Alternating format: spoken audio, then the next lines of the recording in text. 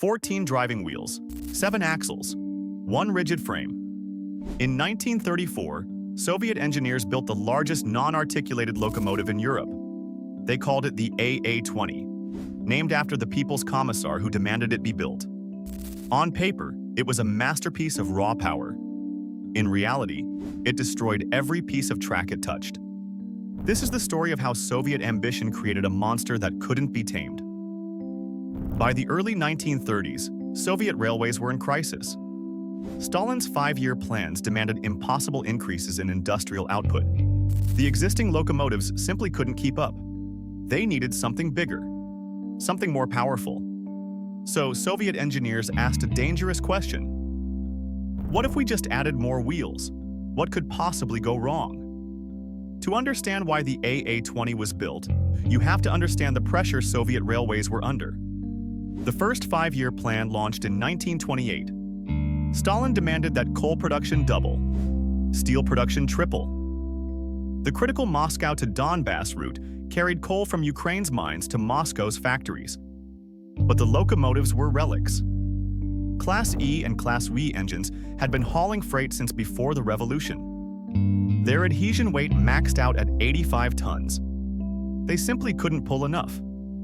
Every ton of coal that didn't arrive was a factory that went cold, a quota that wasn't met. And in Stalin's Soviet Union, missing quotas had consequences. Soviet engineers were ordered to find a solution, and they looked west for inspiration. They'd seen what the Americans were doing. Union Pacific's 412-2 locomotives had 6 driving axles. If 6 axles could move American freight, why not 7? In 1931, People's Commissar for Railways Andrei Andreev personally commissioned the project. The locomotive would bear his initials, AA. The 20 stood for the 20-ton axle load it was designed to carry. A group of young engineers from the Moscow Institute of Transport were given an impossible task. Design a locomotive powerful enough to haul massive coal trains, but light enough to run on the Soviet Union's weak 78-pound-per-yard rails. Western railways used rails twice as heavy. Soviet infrastructure was decades behind. The math seemed simple. More wheels meant more surface contact. More contact meant the weight could be spread out. The solution? 14 driving wheels in a single rigid frame. A 4-14-4 wheel arrangement. No one had ever attempted this before. The closest anyone had come was 12 wheels. The design called for a locomotive 110 feet long, the longest rigid frame locomotive in the world at the time. The boiler alone would weigh 60 tons, one of the largest ever fitted to a European locomotive. But here's where the story takes an unexpected turn. The Soviets couldn't build the boiler themselves. They didn't have the technology. So construction began in Germany, at the Krupp works in Essen, a Soviet design, built by German engineers for Stalin's railways. Krupp began construction on what was originally a 2-14-4 design. The massive boiler took shape in German workshops. Then, the partially completed locomotive was shipped to the Soviet Union, to the Voroshilovgrad locomotive factory in what is now Luhansk, Ukraine. Here, Soviet workers added a leading bogie, changing the design to 4-14-4. The trailing trucks supported an enormous firebox. Because the AA20 was designed to burn low-quality Soviet coal, it needed a massive grate area to generate enough heat. 129 square feet of grate area, room for a lot of inferior fuel. By late 1934, the AA20-1 was complete. It was a colossus. 140 tons, 454,000 pounds of Soviet ambition. On paper, it could produce over 70,000 pounds of tractive effort, 7,200 theoretical horsepower. The engineers were proud.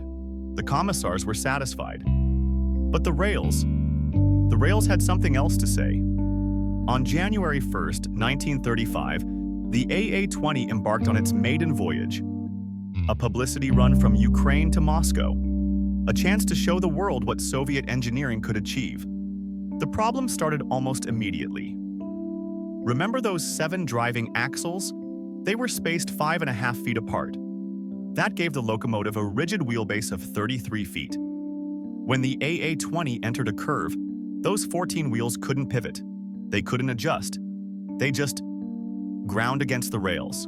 The forces generated were so immense that the locomotive literally spread the track apart. Rails that had been precisely gauged were pushed outward by the sheer physics of this monster trying to turn.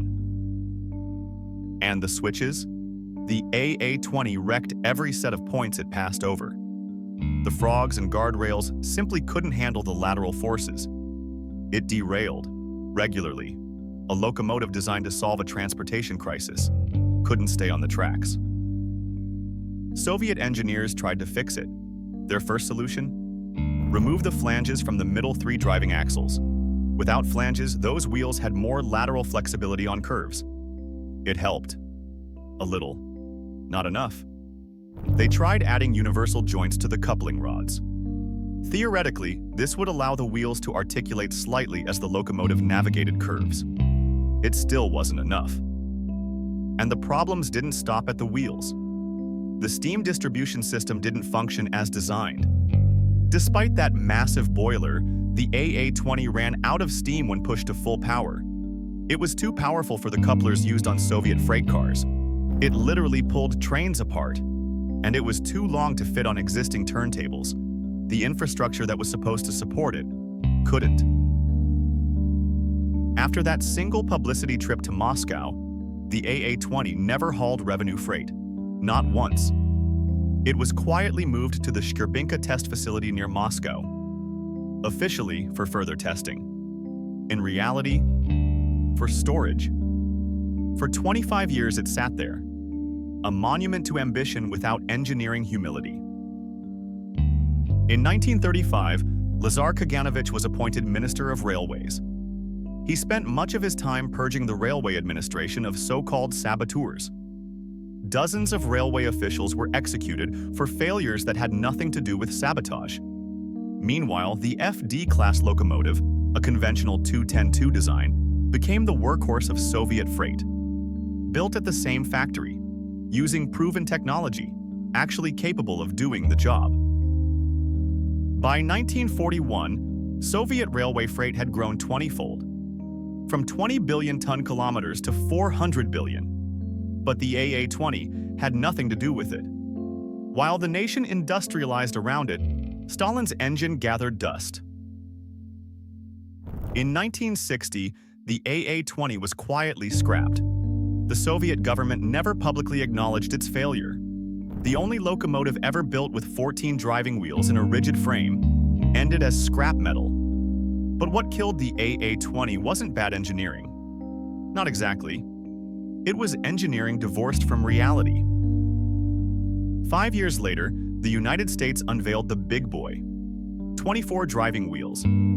But the Big Boy was articulated. Its wheel sets could pivot independently. It worked with the tracks instead of against them.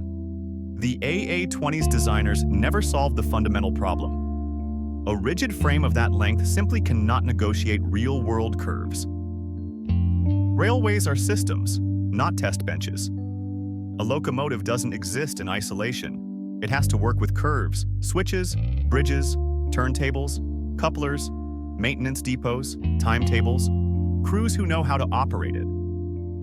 The AA20 didn't fail because it was weak. It failed because it was too strong for the world it was supposed to serve. The AA20 wasn't the only locomotive that promised everything and delivered nothing. We've covered the greatest failed locomotives in history, from exploding Victorian experiments to revolutionary trains killed by bad press. If you want to see more stories of engineering ambition, hit subscribe.